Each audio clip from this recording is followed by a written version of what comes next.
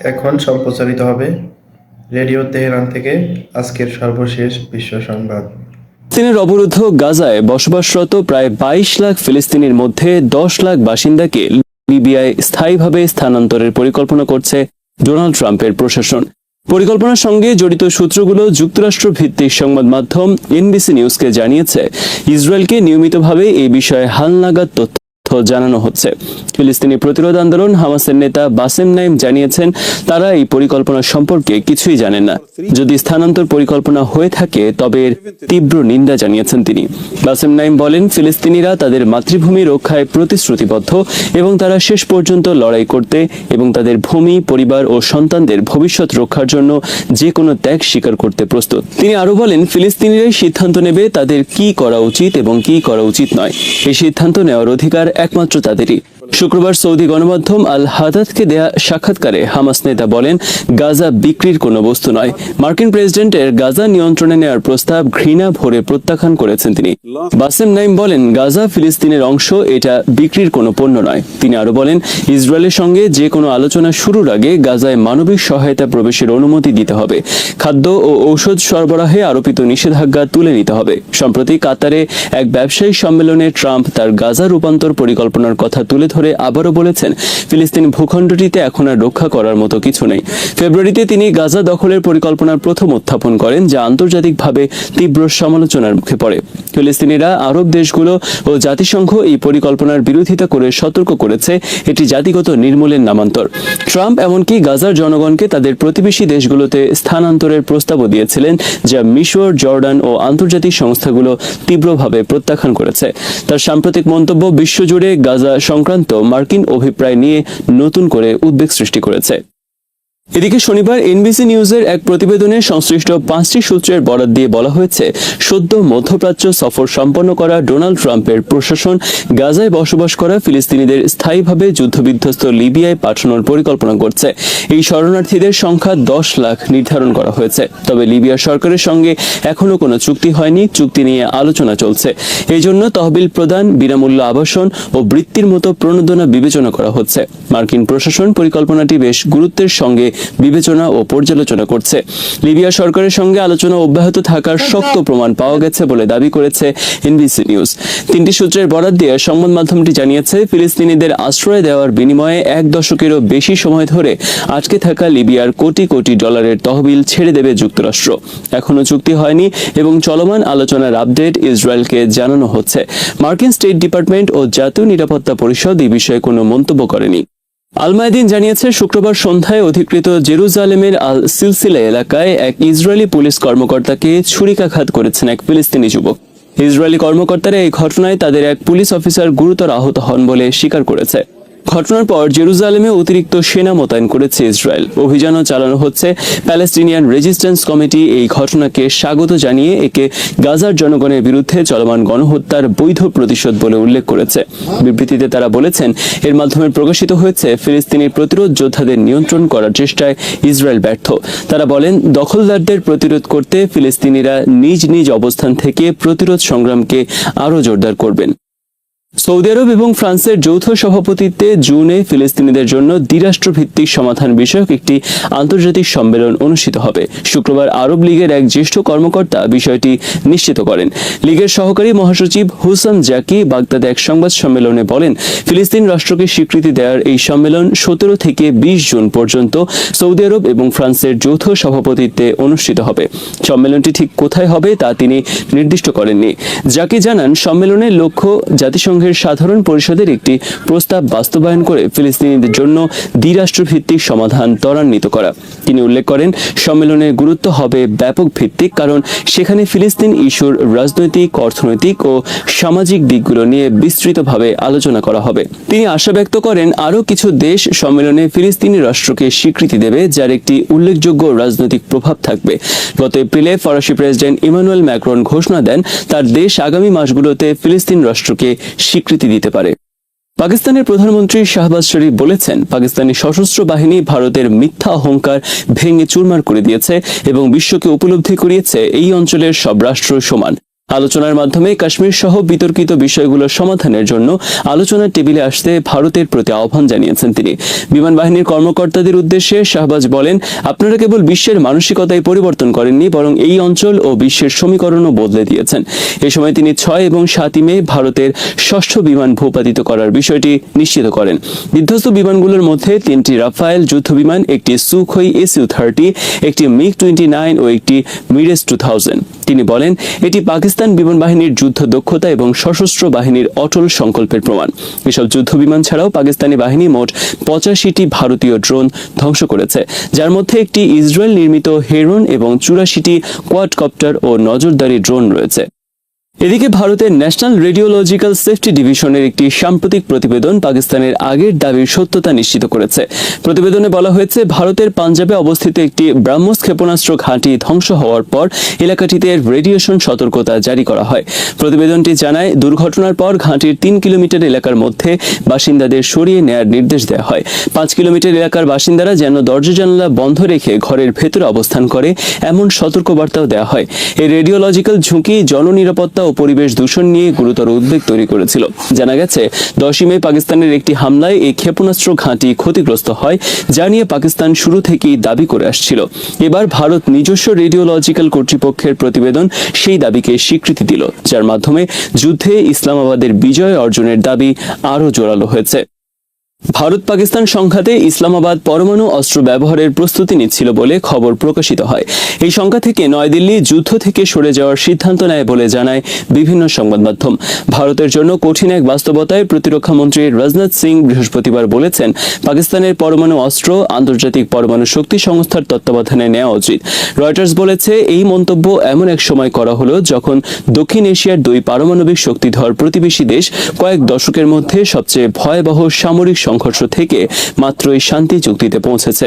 কাশ্মীরের শ্রীনগরে সেনাদের উদ্দেশ্যে এক ভাষণে রাজনাথ সিং বলেন, এরকম দায়িত্বজ্ঞানহীন একটি দেশের হাতে পারমাণবিক অস্ত্র নিরাপদ নয়। এই মন্তব্যের পর পাকিস্তানের পররাষ্ট্র মন্ত্রণালয় কড়া প্রতিক্রিয়া জানিয়েছে। বিশ্লেষকরা বলছেন, ভারতের এই বক্তব্য নিজেদের নিরাপত্তা নিয়ে শঙ্কার বহিঃপ্রকাশ।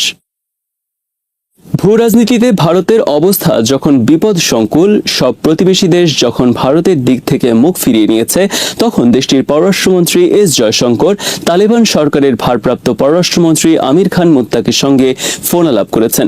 বলা হচ্ছে, এটি আফগানিস্তানের তালেবান প্রশাসনের সঙ্গে ভারতের প্রথম মন্ত্রী পর্যায়ের যোগাযোগ। শুক্রবার ভারতীয় সংবাদ মাধ্যম এনডিটিভি জানিয়েছে, ফোন আলাপের কিছুক্ষণ পর সামাজিক যোগাযোগ মাধ্যম এক্সে একটি পোস্ট জয়শঙ্কর দেন, যেখানে লেখা, আজ আফগানিস্তানের ভারপ্রাপ্ত পররাষ্ট্রমন্ত্রী আমির খান মুত্তাকির সঙ্গে ভালোই আলোচনা হয়েছে। পেহেলগামে সশস্ত্র হামলার ঘটনায় তিনি যেভাবে নিন্দা জানিয়েছেন তার জন্য আমি গভীরভাবে কৃতজ্ঞ। তালেবানের যোগাযোগ বিষয়ক পরিচালক হাফিজ জি আহমেদ জানান, ফোন আলাপে দ্বিপক্ষীয় বাণিজ্য, ভারতীয় কারাগারে থাকা আফগান বন্দীদের মুক্তি ও প্রত্যাবর্তন নিয়ে আলোচনা হয়েছে। এদিকে ভারত ইস্যুতে একের পর এক কঠোর মন্তব্য করেই চলছে মার্কিন প্রেসিডেন্ট ট্রাম্প। সর্বসাম্প্রতিক খবরে বলা হয়, প্রযুক্তি প্রতিষ্ঠান অ্যাপলের প্রধান নির্বাহী টিম কুককে তিনি বলেছেন, তারা যেন ভারতে আইফোন না বানান। ট্রাম্পের এই বক্তব্যের পর লোকসভার বিরোধী নেতা রাহুল গান্ধী প্রধানমন্ত্রী মোদীকে চিঠি লিখে দাবি করেছেন যেন দ্রুত সংসদের বিশেষ অধিবেশন ডাকা হয়। সেখানে পেহেলগাঁও, অপারেশন সিন্দুর ও যুদ্ধবিরতি নিয়ে বিস্তারিত আলোচনার দাবি তুলেছেন তিনি। ভারতের অন্যান্য বিরোধী দলও এই সুরেই কথা বলছে। বিরোধী দলগুলো শুরুতে পেহেলগাঁও ইস্যুতে সরকারের পাশে দাঁড়িয়েছিল, অপারেশন সিন্দুর সমর্থন করেছিল, তবে যুদ্ধবিরতির পর তারা এবার প্রশ্ন শুরু করেছেন। সাম্প্রতিক কংগ্রেস ওয়ার্কিং কমিটির বৈঠকের পর প্রস্তাবে বলা হয়েছে, পাকিস্তানের বিরুদ্ধে ভারত যে প্রত্যাঘাত করছিল তা হঠাৎ থামিয়ে দেওয়ায় আমরা বিস্মিত। কেন এটা করা হলো তা স্পষ্ট নয়। ডোনাল্ড ট্রাম্প সবার আগে যুদ্ধবিরতি ঘোষণা করেছেন। তিনি দাবি করছেন, তিনি 2 দেশের মধ্যে শান্তি স্থাপন করিয়ে দিয়েছেন। তিনি বাণিজ্য বন্ধের হুমকি দিয়ে ভারতকে চাপ দিয়েছিলেন। ভারত সরকার পুরো চুপ করে আছে, এটা মেনে নেওয়া যায় না। অতীতে ভারতের সব সরকার দৃঢ়ভাবে জানিয়েছে, কাশ্মীর হলো ভারত ও পাকিস্তানের দ্বিপাক্ষিক সমস্যা, তৃতীয় কোনো দেশের ভূমিকা থাকতে পারে না এখানে। ট্রাম্পের দাবি ভারত খণ্ডন করেনি। আমরা মনে করি আমাদের জাতীয় অবস্থান ও সম্মানের সঙ্গে সমঝোতা করা হয়েছে। বিরোধী দলগুলোর এমন দাবির মুখে বেশ চাপেই আছেন মোদি। অপারেশন সিন্দুরকে সফল দাবি করা জোরে সোরে বক্তব্য দিলেও ট্রাম্পের একের পর এক বক্তব্যের ব্যাপারে মুখে কুলু পেটে রেখেছেন তিনি। ট্রাম্পের সাম্প্রতিক বক্তব্যগুলো ভারতকে বিপাকে ফেলে দিয়েছে বলে মনে করছেন বিশ্লেষকরা। রাজনৈতিক বিশ্লেষক অধ্যাপক বিশ্বনাথ চক্রবর্তী বলেছেন, ট্রাম্প এসব মন্তব্যের মাধ্যমে ভারতকে ধরাশয়ী করেছেন। ভারত আঞ্চলিক প্লেয়ার থেকে আন্তর্জাতিক প্লেয়ার হতে চেয়েছিল, সেই ভারতকে বিশাল ধাক্কা দিয়েছেন ডোনাল্ড ট্রাম্প।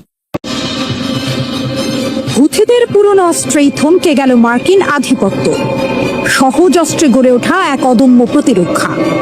একটা সময় ছিল যখন যুক্তরাষ্ট্রের নাম শুনলেই কাঁপত মধ্যপ্রাচ্য। যুদ্ধ বিমান উঠত, বোমা পড়ত, ভীতি ছড়াতো। আর এখন ইয়েমেনের আকাশে হুথিদের সামনে থমকে গেছে সেই বিশ্ব ক্ষমতার আধুনিক বাহিনী। হ্যাঁ, স্রেফ পুরনো প্রযুক্তির কিছু অস্ত্র আর অপ্রচলিত প্রতিরক্ষা ব্যবস্থার জোরেই মার্কিন F-35 এবং F-16 যুদ্ধ বিমানের গতি রুখে দিয়েছে হুথি যোদ্ধারা। প্রশ্ন একটাই, হুথিদের হাতে এমন কি আছে যা যুক্তরাষ্ট্রের হাতেও ছিল না? উত্তরটা অবাক করার মতো। হুথিদের নেই কোনো স্টেলথ প্রযুক্তি, নেই আধুনিক রাডার ব্যবস্থা, নেই কোনো সুপার কম্পিউটার। আছে কিছু পুরনো মিসাইল, প্যাসিভ ইনফ্রারেড সেন্সর এবং দুর্ধর্ষ কৌশল। আর এই সরল প্রযুক্তির ভেতরেই লুকিয়ে আছে ভয়ঙ্কর এক টুইস্ট। যুক্তরাষ্ট্র যখন ইয়েমেনে বোমা বর্ষণে ব্যস্ত, তখন হুথিরা প্রস্তুত করছিল এক ভয়ঙ্কর ফাঁদ। তাদের এয়ার ডিফেন্স সিস্টেম সহজে সরানো যায় এবং শত্রুর চোখ ফাঁকি দিয়ে বিভিন্ন স্থানে গোপনে স্থাপন করা সম্ভব। মার্কিন সামরিক গোয়েন্দার চোখ এড়িয়ে এই ব্যবস্থাগুলো এমনভাবে সাজানো হয় যাতে কোনো পূর্বাভাস ছাড়াই যে কোনো মুহূর্তে বিমান হামলার সময় আঘাত হানতে পারে। এবং সেখানেই ধরা পড়ে F-35, হুথিদের প্যাসিভ ইনফ্রারেড সেন্সর, এমন এক প্রযুক্তি যা কোনো রেডিও সিগন্যাল ছাড়ে না। অর্থাৎ শত্রু বিমান বুঝতেই পারে না সে একটি লক্ষ্য বস্তুতে পরিণত হয়েছে। যখন পাইলট বুঝতে পারে, তখন ক্ষেপণাস্ত্র তার কাছাকাছি।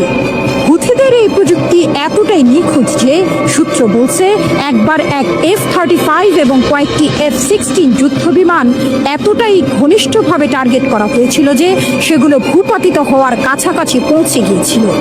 যুক্তরাষ্ট্র তাই বাধ্য হয় তাদের অত্যাধুনিক বিমান দিয়ে অপারেশন চালাতে, তাও সফলতার নিশ্চয়তা ছাড়াই। অস্ত্রের চমক নয়, জয় হয়েছে কৌশলে। বিশেষজ্ঞরা বলছেন হুথিরা হয়তো ইরান থেকে পাওয়া সাকর সিরিজের ইনফ্রারেড হোমিং ক্ষেপণাস্ত্র ব্যবহার করেছে। আবার কেউ কেউ বলছেন এটা হতে পারে পুরনো R-27 বা RH-3 ক্ষেপণাস্ত্রের জোড়া তালি দেওয়া সংস্করণ। কিন্তু আসল গেম চেঞ্জার এসব ক্ষেপণাস্ত্র নয়, বরং তাদের পেছনে থাকা সেন্সর আর কৌশল। এইসব ক্ষেপণাস্ত্র উচ্চ গতির টার্গেট আঘাত করতে না পারলেও অতীতে বহুবার হুমকি হয়ে দাঁড়িয়েছে শত্রুর আধুনিক যুদ্ধ বিমানগুলির জন্য। তাদের ধীর গতি, নিচু উচ্চতায় উড়ে আসার কৌশল এবং হঠাৎ নীরবতা ভেদ করা বিস্ফোরণই মূলত তৈরি করেছে সেই আতঙ্ক। তবে প্রশ্ন থেকেই যায়, F-35 কি নিরাপদ? এই বিমানকে আধুনিক বিশ্বের শ্রেষ্ঠ প্রযুক্তির প্রতীক হিসেবে ধরা হয়, কিন্তু হুথিদের হাত থেকে সেটাও নিরাপদ নয়, এমনটাই প্রমাণিত হল। কারণ ইলেকট্রনিক ওয়ারফেয়ার স্যুট থাকা সত্ত্বেও এই বিমানের পাইলটরা প্যাসিভ সেন্সরের সামনে অসহায়। তাদের রাডার কাজ করে সক্রিয় সংকেতের ভিত্তিতে, কিন্তু হুথিদের প্যাসিভ সেন্সর কোনো সংকেত ছাড়ে না। সুতরাং যে ক্ষণিক পূর্বাভাসের ভিত্তিতে পাইলটরা এড়িয়ে চলার চেষ্টা করে, তাও হারিয়ে যায়। আর এখানেই হুথিদের কৌশল নেয় বিশ্বমঞ্চে আলোচনার কেন্দ্রস্থল। এই যুদ্ধের ময়দানে জয় হয়েছে সাধারণের। হুথিদের হাতে নেই বিলিয়ন ডলারের বাজেট, নেই যুক্তরাষ্ট্রের মতো প্রযুক্তির পাহাড়, কিন্তু তাদের আছে প্রতিজ্ঞা আর আছে অভূতপূর্ব এক কৌশলগত পরিকল্পনা। হুথিরা আজ যেন প্রমাণ করেই ছেড়েছে যুদ্ধ শুধু টাকায় হয় না, প্রযুক্তির চেয়েও বড় কিছু হলো মাটি, মনোবল আর মুহূর্তের সঠিক ব্যবহার। তাদের সেই মুহূর্তটাই থামিয়ে দিয়েছে যুক্তরাষ্ট্রকে। বোমা নয়, কৌশলেই হুথিদের জয়। আর যুক্তরাষ্ট্র বাধ্য হয়েছে যুদ্ধবিরতিতে যেতে। এ যেন যুদ্ধের ময়দানে ইতিহাসের এক নতুন পৃষ্ঠা।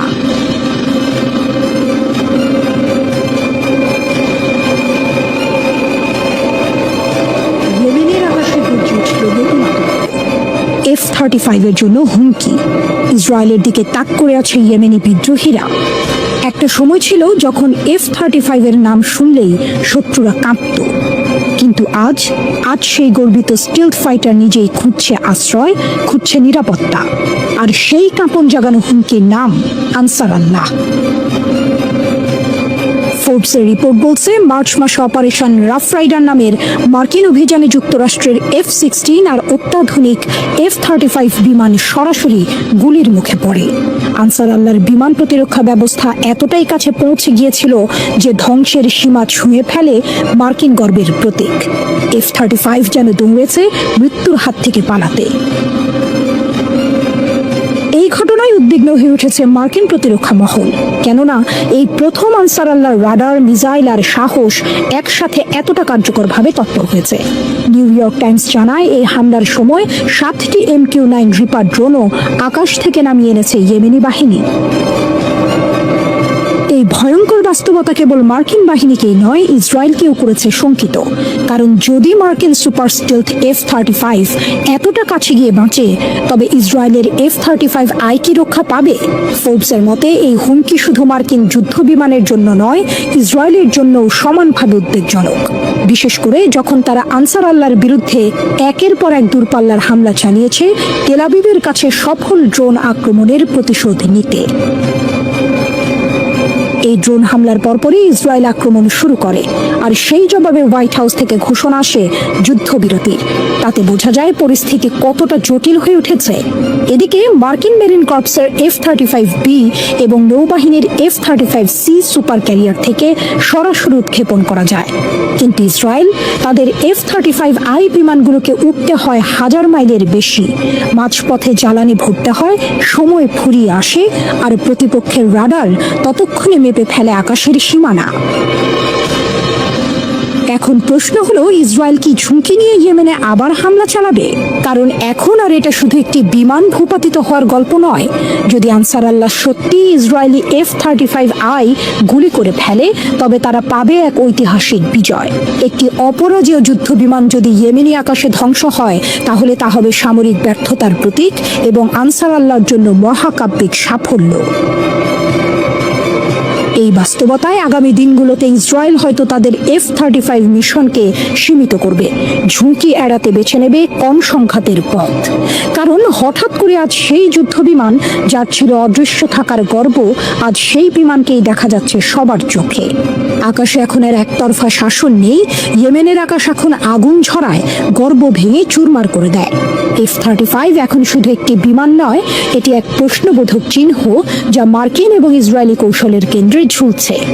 আসন্ন দিনগুলোতে হয়তো আমরা দেখব কে কাকে পরাস্ত করে, কিন্তু এই মুহূর্তে আনসার আল্লাহ দেখিয়ে দিয়েছে তারা শুধু প্রতিরক্ষা নয়, সাহসেও এখন বিশ্ব শক্তির প্রতিদ্বন্দ্বী।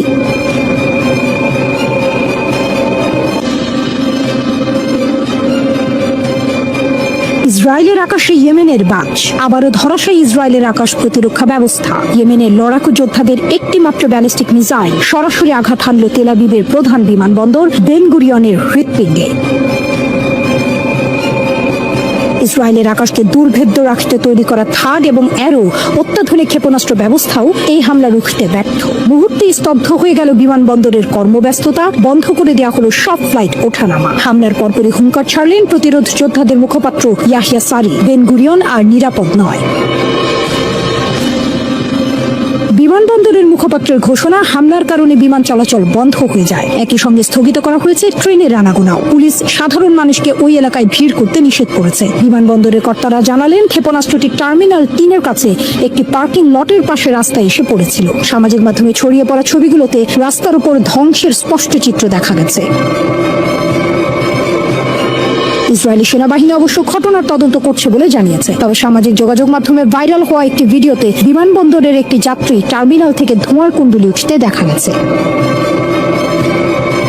প্রত্যক্ষদর্শীরা জানিয়েছেন, সাইরেনের তীক্ষ্ণ আওয়াজ শুনে যাত্রীরা দিক বিদিক জ্ঞানশূন্য হয়ে নিরাপদ আশ্রয়ের দিকে ছুটছিলেন। ইসরায়েলের জরুরি পরিষেবা জানিয়েছে, এই হামলায় অন্তত 7 জন আহত হয়েছেন, যাদের হাসপাতালে ভর্তি করা হয়েছে। আতঙ্কিত আরো 2 জনকে ঘটনাস্থলেই প্রাথমিক চিকিৎসা দেওয়া হয়েছে। ইসরায়েলি সংবাদ মাধ্যম সেই ভয়াবহ মুহূর্তের ভিডিওকে প্রকাশ করেছে যেখানে ব্যালিস্টিক মিসাইলের সরাসরি আঘাতের চিত্র স্পষ্ট। প্রতিবেদনে বলা হয়েছে ক্ষেপণাস্ত্রের ওয়ারহেডের ভয়ঙ্কর বিস্ফোরণে এক বিশাল শক ওয়েভ তৈরি হয়, যা প্রায় 50 কিলোমিটার দূর পর্যন্ত শোনা গেছে। বেন গুরিয়ন বিমানবন্দরের কাছে অবস্থিত বেদ রিপকা ইনস্টিটিউট সহ বেশ কয়েকটি ভবনও ওই তীব্রতায় ক্ষতিগ্রস্ত হয়েছে। ইয়েমেনের ইরান সমর্থিত প্রতিরোধ যোদ্ধারা এর আগেও বেশ কয়েকবার ইসরায়েলের দিকে ব্যালিস্টিক মিসাইল ছুঁড়েছে, তবে এই প্রথম দেশটির প্রধান আন্তর্জাতিক বিমানবন্দরের এত কাছে আঘাত হানতে সক্ষম হল তারা। প্রতিরোধ গোষ্ঠীর মুখপাত্র ইয়াহিয়া সারি টেলিভিশনে দেয়া এক বিবৃতিতে দাবি করেছেন তারা অত্যাধুনিক হাইপারসনিক ব্যালিস্টিক মিসাইল ব্যবহার করে ইসরায়েলের গুরুত্বপূর্ণ সামরিক বিমান ঘাঁটিতে সফল হামলা চালিয়েছে। তাদের দাবি আমেরিকা ও ইসরায়েলের আকাশ প্রতিরক্ষা ব্যবস্থা এই হামলা ঠেকাতে পুরোপুরি ব্যর্থ হয়েছে। এই অভিযান গাজার নিপীড়িত ফিলিস্তিনি জনগণ এবং তাদের লড়াই করা ভাই বোনদের প্রতি তাদের সমর্থনের স্পষ্ট বার্তা। মুখপাত্র আরো বলেন, ইয়েমেন আমেরিকার আগ্রাসনের মুখেও শক্ত ও অবিচল থাকবে। গাজায় হামলা বন্ধ না হওয়া এবং অবরোধ তুলে না নেওয়া পর্যন্ত তারা ফিলিস্তিনিদের পাশে থাকবে। তবে এখানেই শেষ নয়, আরো ভয়ঙ্কর খবর অপেক্ষা করছে। গাজায় নিজেদের নৃশংস হামলা আরো বাড়াতে রিজার্ভ সেনা মোতায়েনের প্রস্তুতি নিচ্ছে ইসরায়েল। শনিবার ইসরায়েলি মিডিয়ার খবর অনুযায়ী ইতিমধ্যেই হাজার হাজার রিজার্ভ সেনাকে ডেকে পাঠানো হয়েছে। এই পদক্ষেপ গাজায় আরো বড় আকারের এবং রক্তক্ষয়ী সামরিক অভিযানের সুস্পষ্ট ইঙ্গিত দিচ্ছে। ইসরায়েলি প্রতিরক্ষা বাহিনী আইডিএফ জানিয়েছে আগামী কয়েকদিনের মধ্যেই বিপুল সংখ্যক রিজার্ভ সেনাকে সক্রিয় বাহিনীতে অন্তর্ভুক্ত করা হবে। এই সেনাদের সরাসরি গাজায় মোতায়েন করা হতে পারে অথবা লেবানন, পশ্চিম তীর ও সিরিয়ার মতো অন্য সীমান্তগুলোতেও পাঠানো হতে পারে, যাতে নিয়মিত সেনাদের গাজা আক্রমণে আরো বেশি মনোযোগ দিতে পারে।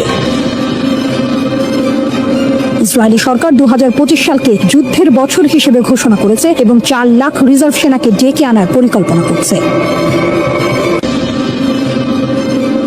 গাজা যুদ্ধের মধ্যে ইসরায়েলি সেনাবাহিনী সেনা ঘাটতির সম্মুখীন। বর্তমানে তাদের 10,000 সৈন্যের অভাব রয়েছে, যার মধ্যে 7,000 সৈন্য যুদ্ধ ইউনিটে রয়েছে। এ কারণে যুদ্ধের ক্ষয়ক্ষতি বাড়ার সাথে সাথে সেনাবাহিনীর কাজের মেয়াদও বাড়ানো হয়েছে এবং রিজার্ভের সংখ্যা কমেছে। ইসরায়েলি সেনাবাহিনী স্বীকার করেছে তাদের জনবল সংকট গভীরে হয়েছে এবং এ কারণে তারা 10,000 সৈন্যের অভাব অনুভব করছে। চলমান যুদ্ধ এবং হারেদিনদের মধ্যে নিয়োগের সমস্যা ইসরায়েলি সেনাবাহিনীতে বড় প্রভাব ফেলেছে। এই পরিস্থিতিতে সেনাবাহিনী বাধ্যতামূলক সামরিক পরিষেবার মেয়াদ 4 মাস বাড়িয়েছে। সংবাদপত্র ইয়েদিয়ত জানিয়েছে এই বৃদ্ধি আনুষ্ঠানিকভাবে রিজার্ভ পরিষেবা হিসেবে শ্রেণীবদ্ধ করা হয়েছে, যাতে সৈন্যরা তাদের 3 বছরের সামরিক দায়িত্ব সম্পন্ন করতে পারেন। ইসরায়েলের এই বাড়ানো পরিষেবাটি কয়েক মাসের তীব্র যুদ্ধ এবং অনেক হতাহতের পর সেনাবাহিনীর শক্তি বজায় রাখার জন্য একটি অস্থায়ী সমাধান হিসেবে দেখা হচ্ছে। এই বাড়ানো মেয়াদ ইসরায়েলি সেনাবাহিনীর রিজার্ভ বাহিনীর ওপর চাপ কমাতেও সাহায্য করে, যাদের অনেকেই দীর্ঘ সময় ধরে মোতায়েন হয়েছেন, ফলে আর্থিক চাপ সৃষ্টি হচ্ছে। সেনাবাহিনী অতিরিক্তভাবে সৈন্যদের ঐতিহ্যবাহী ছুটি স্থগিত করেছে, যার ফলে তারা তাদের পূর্ণ মেয়াদ কোনো বাধা ছাড়া পালন করতে হবে। হারেদিন এবং ডানপন্থী বিরোধী দল নিয়োগের ক্ষেত্রে সমস্যা সৃষ্টি করছে। বিশেষত হারেদিনদের মধ্যে নিয়োগের সমস্যা একটি গুরুত্বপূর্ণ বিষয় হয়ে দাঁড়িয়েছে।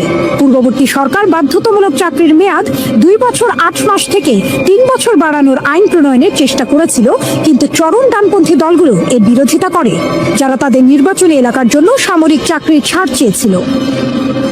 এই সৈন্যদের ঘাটতি ইসরায়েলের বসতি স্থাপনকারীদের মধ্যে সামরিক বাধ্যবাধকতা নিয়ে বিভাজনকে সামনে এনেছে।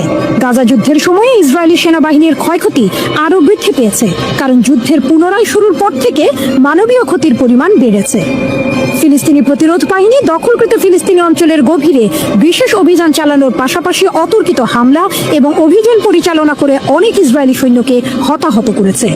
যুদ্ধ যত এগিয়ে যাচ্ছে, ইসরায়েলি নেতৃত্ব ক্রমবর্ধমান চাপের মুখোমুখি হচ্ছে এবং গাজায় সামরিক অভিযান চালিয়ে যাওয়ার ক্ষেত্রে আরও চ্যালেঞ্জের মুখোমুখি হচ্ছে। ইসরায়েলের বিরোধী দলের প্রধান ইয়ার লাপিদ হারেদি বা অর্থোডক্স সম্প্রদায়ের ইসরায়েলি সেনাবাহিনীতে কাজ না করার সমালোচনা করে বলেছেন, শাসক গোষ্ঠীর মন্ত্রিসভা এই সম্প্রদায়ের ইচ্ছার প্রতি সমর্থন করে রিজার্ভ সৈন্যদের বোঝা আরও ভারী করছে। সাবেক ইসরায়েলি প্রধানমন্ত্রী নাফতালি বেনেটও সরকারের সেনাবাহিনীতে কর্মীদের তীব্র ঘাটতির কথা স্বীকার করেছেন। বেনেট বলেন, এমন সময় কখনো আসেনি যখন ইসরায়েলি শাসন ব্যবস্থার এত পরিমাণ সামরিক বাহিনীর প্রয়োজন হয়েছিল। নাফতালির মতে ইসরায়েলি সেনাবাহিনীতে বর্তমানে 20,000 সৈন্যের অভাব রয়েছে। ইসরায়েলি সংবাদ মাধ্যমের রিপোর্ট অনুযায়ী ইসরায়েলি সামরিক বাহিনী গত কয়েক মাসে নিয়মিত সৈন্য সংকটে ভুগছে। আলট্রা অর্থোডক্স ইহুদিদের সেনাবাহিনীতে না নেওয়া এবং রিজার্ভ সৈন্যদের 30 থেকে 40% ছুটি নেওয়ার কারণে এই সংকট আরো বেড়েছে। দীর্ঘদিন ধরে চলমান যুদ্ধে সৈন্যরাও ক্লান্ত হয়ে পড়েছে।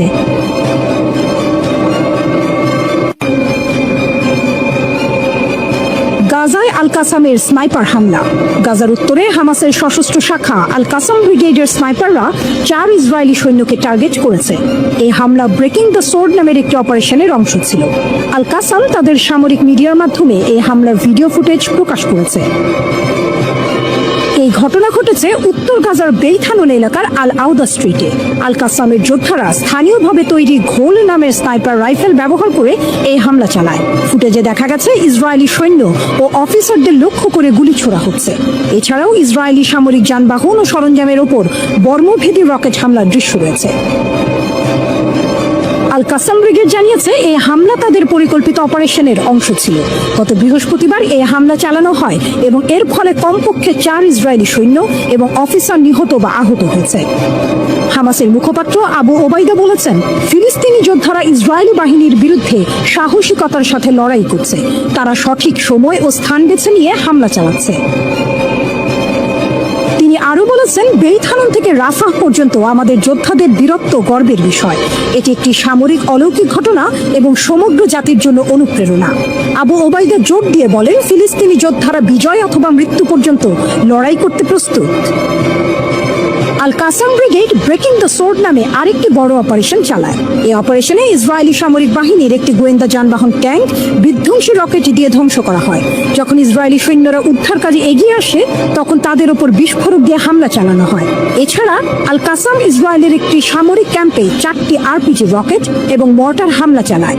গাজা সিটির আল তুফা এলাকায় ইসরায়েলি সৈন্যদের যানবাহনেও হামলা চালানো হয়েছে, যার ভিডিও প্রকাশ করা হয়েছে।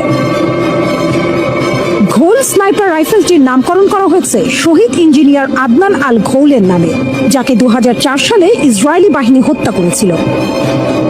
ঘোল রাইফেলের ইতিহাস। এই রাইফেল প্রথম ব্যবহার শুরু হয় 2014 সালে, যখন ইসরায়েল গাজা উপত্যকায় আক্রমণ চালিয়েছিল কিন্তু ব্যর্থ হয়। এই অস্ত্রটি ফিলিস্তিনি প্রতিরোধের অস্ত্র উৎপাদন ক্ষমতার একটি বড় অগ্রগতি হিসেবে দেখা হয়। 2014 সালে আমেরিকার দ্য ওয়াশিংটন পোস্ট একটি প্রতিবেদন প্রকাশ করে। তাদের দাবি ছিল ফিলিস্তিনিরা এই ধরনের অত্যাধুনিক রাইফেল তৈরি করার জ্ঞান বা দক্ষতা রাখে না। ডব্লিউপি বলেছিল যে ঘোল আসলে অস্ট্রিয়ার তৈরি স্টিয়ার HS-50 স্নাইপার রাইফেল, যা বাইরে থেকে কেনা হয়েছে। যদিও ঘোল রাইফেলটি স্টিয়ার HS-50 এর মতো দেখতে, কিন্তু আল কাসাম স্পষ্ট বলেছে যে এটি তাদের নিজস্ব তৈরি। ডব্লিউপি বা অন্য কোনো পশ্চিমা মিডিয়া এই রাইফেলটি যে ফিলিস্তিনিরা তৈরি করেনি তার কোনো শক্ত প্রমাণ দিতে পারেনি। বিশেষজ্ঞ চার্লস লিস্টার ডব্লিউপিকে বলেছিলেন, হামাসের দাবি মিথ্যা, এটি নিশ্চিতভাবে স্টিয়ার HS-50 রাইফেল। পশ্চিমা বিশ্লেষকরা দাবি করেছিলেন যে হামাস সম্ভবত কালোবাজার থেকে এই রাইফেল কিনেছে ফিলিস্তিনিদের প্রযুক্তিগত সক্ষমতাকে ছোট করে দেখানোর জন্য। কিন্তু আল কাসাম জোর দিয়ে বলেছে যে ঘোল রাইফেল সম্পূর্ণভাবে গাজায় স্থানীয়ভাবে তৈরি করা হয়েছে। এটি ফিলিস্তিনি প্রতিরোধের প্রযুক্তিগত উন্নয়নের একটি বড় উদাহরণ। পশ্চিমা মিডিয়ার দাবি সত্ত্বেও আল কাসামের এই সাফল্য তাদের অস্ত্র উৎপাদন ক্ষমতার প্রমাণ দেয়। 7 অক্টোবর 2023 থেকে এখন পর্যন্ত ইসরায়েলি বাহিনীর 849 জন সৈন্য নিহত হয়েছে। এর মধ্যে 412 জন সৈন্য গাজা ইসরায়েলের স্থল অভিযানের সময় মারা গেছে। হামাস বলছে তারা শক্তিশালী ইসরায়েলি বাহিনীর বিরুদ্ধে লড়াই চালিয়ে যাবে।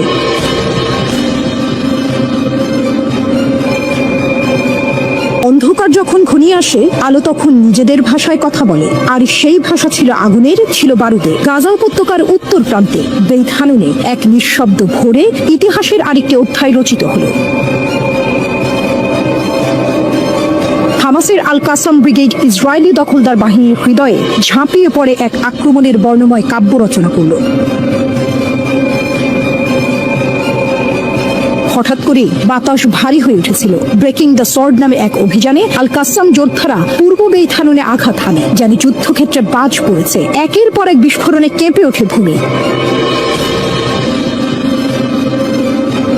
একটি ইসরায়েলি স্টর্ম সামরিক জিপ, যে গাড়ির কাছে ছিল যুদ্ধের আত্মবিশ্বাস, মুহূর্তেই ছিন্ন ভিন্ন হয়ে পড়ে একটি ট্যাঙ্ক বিরোধী ক্ষেপণাস্ত্রের স্পর্শে। আঘাতটি ছিল নিখুঁত। এর শব্দ ছিল না কেবল ধ্বংসের, বরং ছিল প্রতিরোধের প্রতিজ্ঞা। হামাস জানিয়েছে এই আক্রমণে নিশ্চিতভাবে হতাহতের ঘটনা ঘটেছে। ইসরায়েলি বাহিনীর আত্মবিশ্বাস তখন টালমাটাল। আহতদের উদ্ধারে যখন ছুটে আসে আরো সেনা, তখনই শুরু হয় দ্বিতীয় অধ্যায়। একটি টিভি 3 টাইপ বিস্ফোরক ডিভাইস দিয়ে সেই বাহিনীকে লক্ষ্য করে চালানো হয় মারণ আঘাত। এটা ছিল পরিকল্পনার অংশ। একে একে সব দরজা বন্ধ হয়ে যাচ্ছিল। আল কাসাম জানিয়েছে এই দ্বিতীয় হামলায় অনেক ইসরায়েলি সৈন্য নিহত ও আহত হয়েছে। তবে অভিযান এখানেই শেষ নয়, এক নতুন মোড়ের শুরু তখন। হামাস যোদ্ধারা আরো এগিয়ে গিয়ে 4টি আরপিজি এবং মর্টার শেল দিয়ে এক ইসরায়েলি সামরিক ঘাঁটিতে হামলা চালায়। তাণ্ডব যেন থামতেই চাইছিল না। গাজার আল তুফা পাড়ার কাছাকাছি গাড়িগুলোর ক্ষতিগ্রস্ত চিত্র প্রকাশ করেছে হামাসের সামরিক মিডিয়া। ধ্বংসস্তূপের ছায়ায় দাঁড়িয়েছিল এক বিজয়ের আলেখ্য। প্রতিটি ফুটেজ যেন চিৎকার করে বলছিল, আমরা এখনো আছি, আমরা এখনো প্রতিরোধ করি। এরপর লক্ষ্যবস্তু হয় আরো 2টি বড় সামরিক যান, একটি ম্যারকাভা ট্যাঙ্ক এবং একটি D9 বুলডোজার। এই দুটোই ইসরায়েলি সেনাবাহিনীর শক্তির প্রতীক। জাবাল আল সুরানি এলাকায় এই যানগুলোতে চালানো হয় 105 মিমি ক্ষেপণাস্ত্রের নিখুঁত আঘাত। হামলার পর আগুন জ্বলে ওঠে, শক্তির প্রতীকগুলো মুহূর্তে রূপান্তরিত হয় ধ্বংসস্তূপে। হামাস জানিয়েছে এই হামলা দুটো যানকেই সম্পূর্ণ অক্ষম করে দিয়েছে এবং এখানেই ফুটে ওঠে হামাসের কৌশলগত প্রজ্ঞা। একাধিক ধাপে সুনির্দিষ্ট সময় জ্ঞান ও পরিকল্পনার মাধ্যমে এই জটিল অভিযানটি পরিচালিত হয়েছে। ইসরায়েলি সংবাদ মাধ্যম নিশ্চিত করেছে 1 সৈন্য নিহত এবং আরো 4 জন গুরুতর আহত হয়েছে। টুইস্ট আসে এখানে, ঠিক যে স্থানে এই অ্যাম্বুশ, কয়েকদিন আগেই তা পরিদর্শন করেছিলেন ইসরায়েলের প্রধানমন্ত্রী বেনিয়ামিন নেতানিয়াহু ও পররাষ্ট্রমন্ত্রী ইসরায়েল কাটস। এ যেন এক প্রতীকী জবাব। নেতাদের পদচিহ্নের পথেই হামাস ছড়িয়ে দিয়েছে বিস্ফোরক বার্তা। আল কাসাম এই হামলাকে বলেছে প্রতিরোধের সাফল্য। তারা বলেছে এই আক্রমণ প্রমাণ করেছে তাদের যোদ্ধারা এখন দখলদার বাহিনীর মুখোমুখি যুদ্ধে নামার ক্ষমতা রাখে। এই যুদ্ধ শুধু অস্ত্রের নয়, মনস্তত্ত্বেরও। প্রতিটি বিস্ফোরণ ছিল এক ধাক্কা ইসরায়েলি আত্মবিশ্বাসে, প্রতিটি আঘাত ছিল এক ধাক্কা তাদের কৌশলে। যুদ্ধের ময়দানে গর্জে উঠেছে এক দল সাহসী তরুণ, যারা জানে স্বাধীনতা ছিনিয়ে আনতে হলে কিছু অধ্যায় আগুন দিয়ে লিখতে হয়। তলোয়ার ভাঙার নামে এই অভিযান ছিল তাৎপর্যপূর্ণ। এই আক্রমণ কাঁপিয়ে দিয়েছে ইসরায়েলের আভিজাত প্রতিটি স্টর্ম গাড়ি, প্রতিটি ট্যাঙ্ক, প্রতিটি D9 বুলডোজার এখন জানে যুদ্ধের মাঠে এখন আর একতরফা দম্ভ চলে না। গাজার ধুলায় গড়াগড়ি খাচ্ছে ইসরায়েলি অস্ত্র, বাতাসে ভাসছে বার্তা, আমরা এখনো আছি।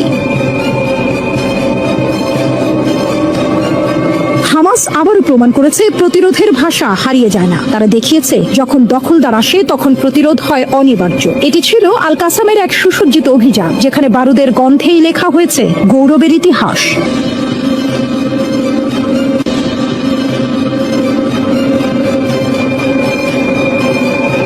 বিদ্রোহের বিস্ফোরণ। গাজা যুদ্ধের বিরোধিতা করেছে IDF এলিট স্পাই ইউনিট। ইসরায়েলের এলিট গোয়েন্দা ইউনিট 8200 এর রিজার্ভ সদস্যরা গাজা যুদ্ধের কৌশল পরিবর্তনের জন্য বাড়তে থাকা আহ্বানে যোগ দিয়েছে। একটি প্রকাশ্য চিঠিতে গোয়েন্দা কর্মকর্তারা জিম্মিদের অবিলম্বে মুক্তি চেয়ে ইসরায়েলি সরকারকে তাদের ফিরিয়ে আনার বিষয়টি অগ্রাধিকার দেওয়ার অনুরোধ করেছেন, এমনকি যদি এর জন্য চলমান সামরিক অভিযান থামিয়ে দিতে হয়। চিঠিটি ইসরায়েলের রিজার্ভ বাহিনীর মধ্যে বাড়তে থাকা অসন্তোষের প্রতিফলন ঘটায়, বিশেষ করে এলিট ইউনিট 8200 এর বর্তমান এবং সাবেক সদস্যদের মধ্যে, যারা IDF এ তাদের প্রযুক্তিগত এবং গোয়েন্দা দক্ষতার জন্য পরিচিত। জরুরি হস্তক্ষেপের জন্য আমরা বিমান ক্রুদের তাদের দাবিতে সমর্থন করি, চিঠিতে বলা হয়েছে। ইসরায়েলি সংবাদ মাধ্যম কানের প্রতিবেদনে জানানো হয় স্বাক্ষরকারীদের মধ্যে শত শত রিজার্ভ সৈন্য এবং সাবেক অফিসার ছিলেন। চিঠির বার্তাটি পরিষ্কার ছিল, আমরা বিশ্বাস করি যে ব্যক্তিগত এবং রাজনৈতিক স্বার্থ এখন সংঘাতকে এগিয়ে নিয়ে যাচ্ছে। স্বাক্ষরকারীরা জোর দিয়ে বলেন যুদ্ধ এখন জাতীয় নিরাপত্তার চেয়ে রাজনৈতিক এজেন্ডা পূরণের জন্য ব্যবহৃত হচ্ছে। এই এই চিঠিতে সক্রিয় ডিউটি বিমান বাহিনীর কর্মীদের সাম্প্রতিক প্রতিবেদনের প্রতিধ্বনি শোনা যায়, যারা জিম্মিদের অবিলম্বে দেশে ফিরিয়ে আনার দাবিও করেছেন। এমনকি যদি এর জন্য সামরিক খরচ বৃদ্ধি পায়। আইডিএফ এর ডাক্তার, নৌ কর্মকর্তা এবং অন্যান্য রিজার্ভ সৈন্যরাও একই ধরনের আবেদন করেছেন।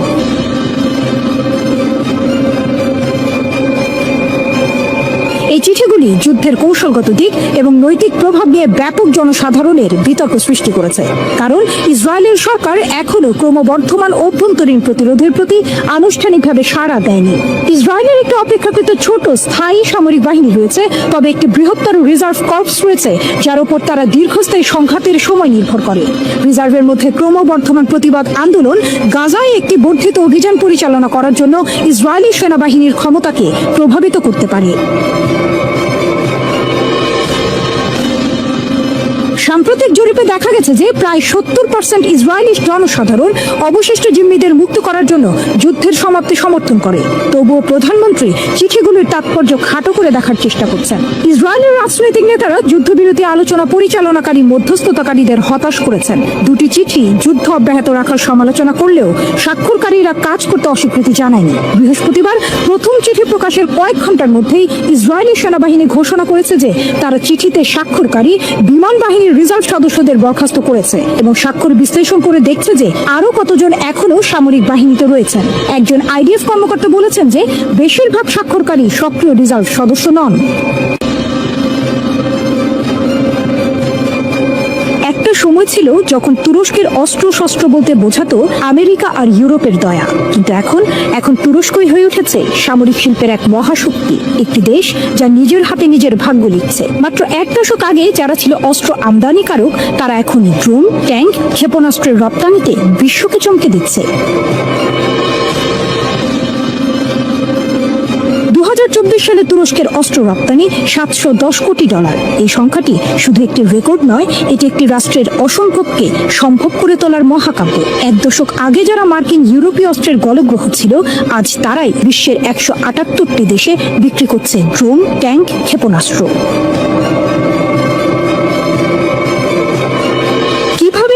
ড্রোন সুপার পাওয়ার হয়ে উঠল? কি সেই মন্ত্র যা তুরস্ককে দিয়েছে ন্যাটোর ভেতরে থেকেও পশ্চিমাকে চ্যালেঞ্জ করার সাহস?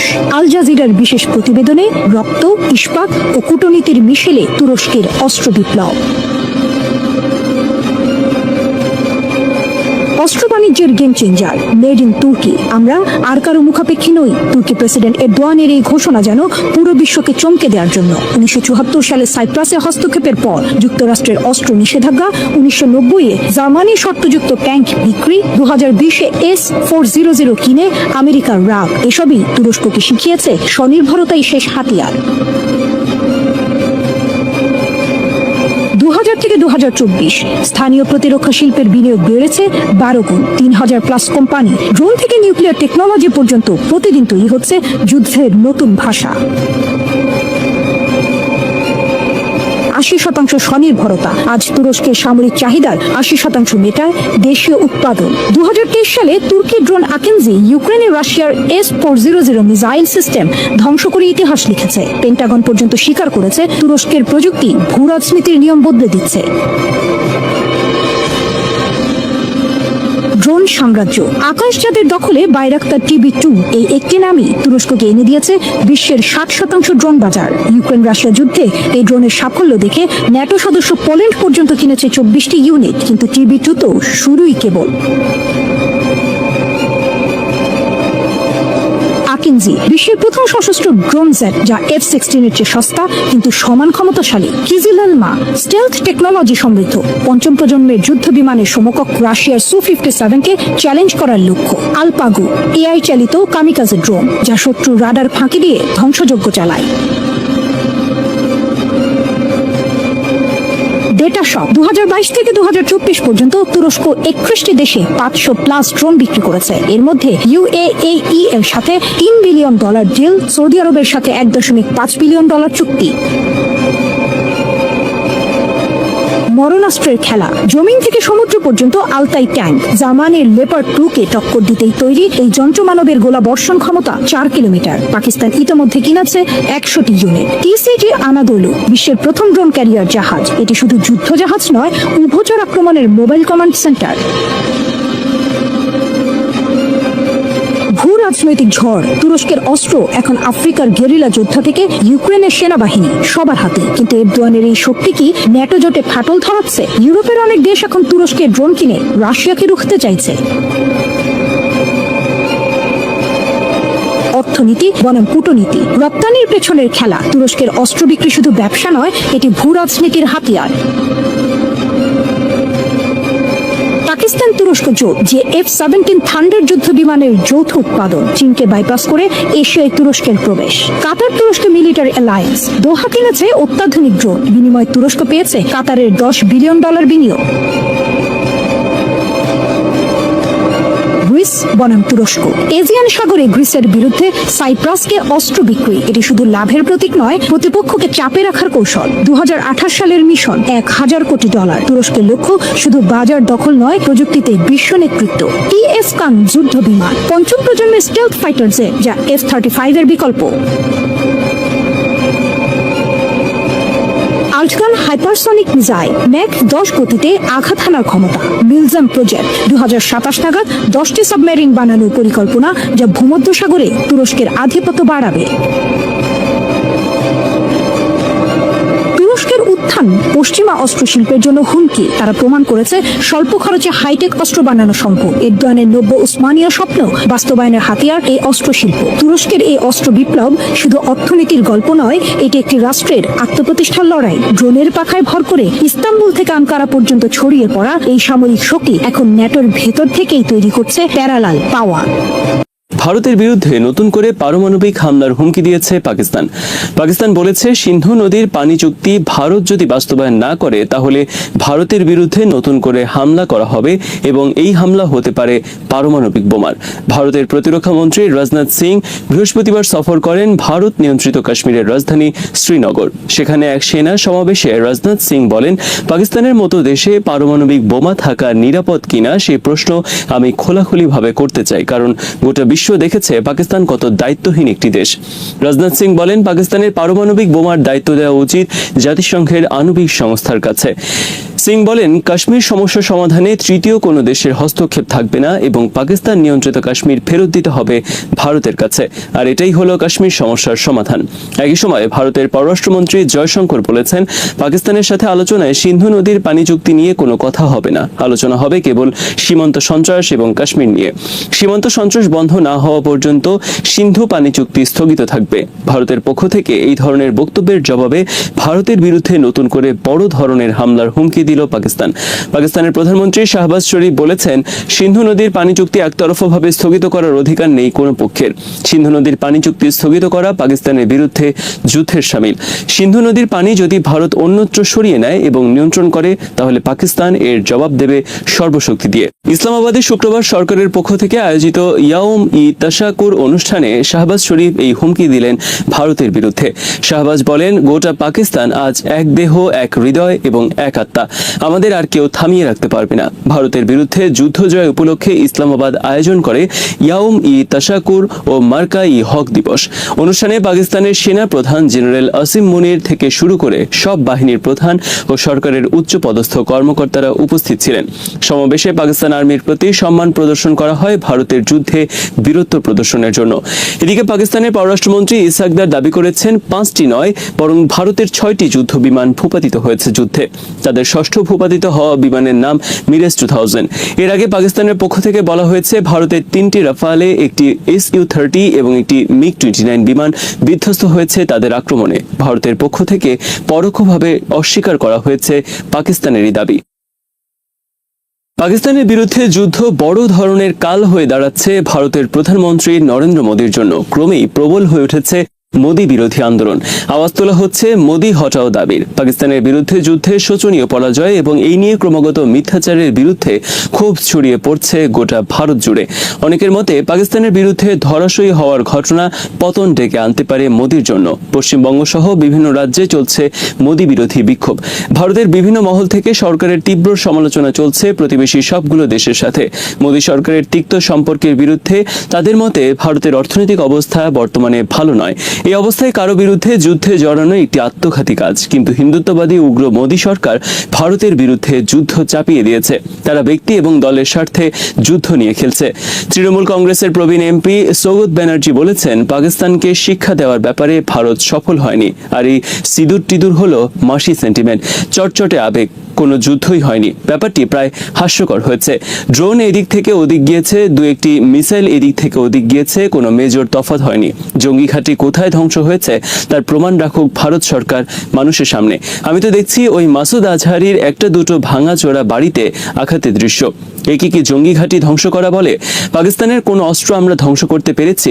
সেই প্রমাণগুলো দিন না। ভারত তো কিছুই দেখাতে পারলো না। এদিকে গোটা চীন জুড়ে ভারতের বিরুদ্ধে চলছে ট্রল বন্যা। পাকিস্তানের কাছে ভারত ধরাশয়ী হওয়ার ঘটনাকে কেন্দ্র করে চীনের সামাজিক যোগাযোগ মাধ্যমে ভারতকে আফ্রিকার উগান্ডার সাথে তুলনা করে।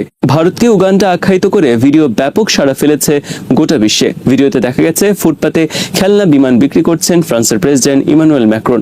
ম্যাক্রো স্যুট টাই পরিহিত অবস্থায় চেয়ারে বসে আছেন ফুটপাতে, আর মোদি জীর্ণশীর্ণ পোশাক পরে ফুটপাতে বসে খেলনা বিমান নেড়েচেড়ে দেখছেন। অপর একটি ভিডিওতে দেখা গেছে মোদি বিধ্বস্ত রেফালি বিমানের পাশে গড়াগড়ি করে কান্না করছেন। তাকে সান্ত্বনা দিচ্ছেন ইমানুয়েল ম্যাক্রন। গাজাকে স্থায়ীভাবে দখলে নেওয়ার অভিযান শুরু করেছে ইসরায়েল। এই অভিযানের নাম দিয়েছে তারা গিরিয়ন্স চ্যারিয়ট। বৃহস্পতিবার থেকে শুরু হওয়া এই অভিযানে নিহত হয়েছে 2 শতাধিক ফিলিস্তিনি। এর মধ্যে বৃহস্পতিবার কমপক্ষে 84 জন এবং শুক্রবার নিহত হয়েছে কমপক্ষে 115 ফিলিস্তিনি। ইসরায়েল আর্মি উত্তর গাজা থেকে সব ফিলিস্তিনিদের অন্যত্র চলে যাওয়ার নির্দেশ দিয়েছে। ইসরায়েলি প্রধানমন্ত্রী নেতানিয়াহু বলেছেন, আমরা গাজা অভিযান শেষে সেখান থেকে সেনা ফিরিয়ে আনব না। আমাদের সেনারা সেখানে থাকবে স্থায়ীভাবে। আমাদের এই অভিযানের লক্ষ্য হামাসকে চিরতরে নির্মূল করা। 4 দিনের মধ্যপ্রাচ্য সফর শেষে শুক্রবার দেশে ফিরেছেন ট্রাম্প। গাজাকে একটি জাহান্নাম আখ্যায়িত করে ট্রাম্প বলেন, গাজাকে একটি মুক্ত অঞ্চল হিসেবে প্রতিষ্ঠিত করা হবে। এক আরব নেতা আমাকে অনুরোধ করেছেন ফিলিস্তিনিদের জন্য কিছু একটা করার জন্য। আমি চেষ্টা করছি তাদের জন্য কিছু করার। গত মঙ্গলবার থেকে শুরু হওয়া ট্রাম্পের 4 দিন ব্যাপী সফরের শেষ গন্তব্য ছিল সংযুক্ত আরব আমিরাত। শুক্রবার আরব আমিরাত যুক্তরাষ্ট্রের সাথে চুক্তি করেছে $400 বিলিয়ন বিনিয়োগের জ্বালানি খাতে। এর আগে গত মার্চে প্রেসিডেন্ট ডোনাল্ড ট্রাম্পের সাথে বৈঠক করেন আমিরাতের উচ্চ পর্যায়ের কর্মকর্তারা। সেই বৈঠকে তারা যুক্তরাষ্ট্রের $1400 বিলিয়ন বিনিয়োগের অঙ্গীকার করেন। এর আগে গত মঙ্গলবার সৌদি আরবের সাথে $600 বিলিয়ন এবং বুধবার কাতারের সাথে $1200 বিলিয়ন বাণিজ্য চুক্তি করেছেন ট্রাম্প। ট্রাম্পের পায়ে এভাবে আরবদের টাকার বস্তা ঢালার বিনিময়ে আরব এবং মুসলমানরা কি পেল তা নিয়ে সমালোচনা চলছে। এমনকি আরবরা ট্রাম্পের পায়ে এভাবে টাকার বস্তা ঢেলেও ফিলিস্তিনিদের রক্ষা এবং ফিলিস্তিনিদের জন্য একটি আলাদা রাষ্ট্র প্রতিষ্ঠার কোনো অঙ্গীকার আদায় করতে পারেনি ট্রাম্পের কাছে। এই 3 দেশের কোনো এক নেতা ট্রাম্পের কাছে বিষয়টি অনুরোধ করেছেন ফিলিস্তিনিদের বিষয়টি বিবেচনার জন্য। শুক্রবার সংযুক্ত আরব আমিরাত যখন যুক্তরাষ্ট্রের $400 বিলিয়ন বিনিয়োগ চুক্তি করেন, তখন গাজায় ইসরায়েলের বিমান হামলায় নিহত হয়েছে কমপক্ষে 115 ফিলিস্তিনি। যুক্তরাষ্ট্রের প্রেসিডেন্ট ডোনাল্ড ট্রাম্প বলেছেন, যুক্তরাষ্ট্রের সব পণ্যের উপর থেকে শুল্ক প্রত্যাহারের কথা জানিয়েছে ভারত। বৃহস্পতিবার কাতার সফরের সময় এই কথা জানান ট্রাম্প। ট্রাম্প বলেন, যুক্তরাষ্ট্রের পণ্য রপ্তানির ক্ষেত্রে সবচেয়ে বেশি শুল্ক আরোপ করা আছে ভারতে। আমরা ভারতে বলতে গেলে কোনো পণ্যই বিক্রি করতে পারি না, তবে এখন তারা রাজি হয়েছে আমাদের পণ্যের উপর থেকে শুল্ক প্রত্যাহার করতে। তবে ট্রাম্পের এই ঘোষণার বিরোধিতা করেছে নয়াদিল্লি। ভারতের পররাষ্ট্রমন্ত্রী এস জয়শঙ্কর বলেছেন, আমরা এখনো এই ধরনের কোনো চুক্তিই করিনি। চুক্তির আগে এই ধরনের ঘোষণা অপরিপক্ক। ডোনাল্ড ট্রাম্প সম্প্রতি ভারতীয় পণ্য আমদানির ক্ষেত্রে 27% শুল্ক আরোপ করেন। বর্তমানে যুক্তরাষ্ট্রের বাজারে ভারতীয় পণ্যের উপর গড় শুল্কের পরিমাণ মাত্র 3.3%। অপরদিকে ভারতে যুক্তরাষ্ট্রের পণ্য প্রবেশের ক্ষেত্রে গড় শুল্ক শতকরা 17%। ভারতে যুক্তরাষ্ট্রের কোনো পণ্য প্রবেশের ক্ষেত্রে 150% পর্যন্ত শুল্ক আরোপ করা ছিল, তবে ভারত সেসব পণ্যের উপর থেকে শুল্ক কমিয়ে এনেছে। সর্বশেষ যুক্তরাষ্ট্রের সব পণ্যের উপর থেকে শুল্ক বাতিলে রাজি নয়াদিল্লি ট্রাম্পের তীব্র চাপের কারণে। 2024 সালে যুক্তরাষ্ট্র ভারত মোট $129 বিলিয়ন বাণিজ্য করেছে। এর মধ্যে যুক্তরাষ্ট্র ভারতে পণ্য রপ্তানির পরিমাণ ছিল $87 বিলিয়ন। অপরদিকে একই সময়ে ভারতে যুক্তরাষ্ট্রের পণ্য রপ্তানির পরিমাণ ছিল $42 বিলিয়ন। যুক্তরাষ্ট্র ভারতের সবচেয়ে বড় পণ্য রপ্তানি বাজার। ভারত যুক্তরাষ্ট্র সবচেয়ে বেশি রপ্তানি করে ঔষধ, ইলেকট্রনিক্স এবং গয়না। যুক্তরাষ্ট্রের সাথে বাণিজ্য যুদ্ধ সমঝোতার জন্য গত ফেব্রুয়ারি মাসে ভারতের প্রধানমন্ত্রী মোদি ওয়াশিংটন সফর করেন, কিন্তু সফরে তিনি ভারতের জন্য তেমন কিছুই অর্জন করতে পারেননি। এরপর গত মাসে যুক্তরাষ্ট্রের ভাইস প্রেসিডেন্ট জেডি ভ্যান্স অল্প সময়ের জন্য ভারত সফর করেন বাণিজ্য চুক্তি নিয়ে আলোচনার জন্য। আজ এখানেই শেষ করছি। এতক্ষণ যারা আমাদের সংবাদটি শুনলেন, সবাইকে অসংখ্য ধন্যবাদ। আমাদের নিয়মিত ভিউয়ার যারা আছেন তাদের 82% ভিউয়ার্স এখনও আমাদের চ্যানেলটি সাবস্ক্রাইব করেননি। সো যারা যারা আমাদের চ্যানেলটি এখনও সাবস্ক্রাইব করেননি দয়া করে সাবস্ক্রাইব করে দিন এবং নিয়মিত আমাদের পাশে থাকবেন আশা করি। ধন্যবাদ সবাইকে।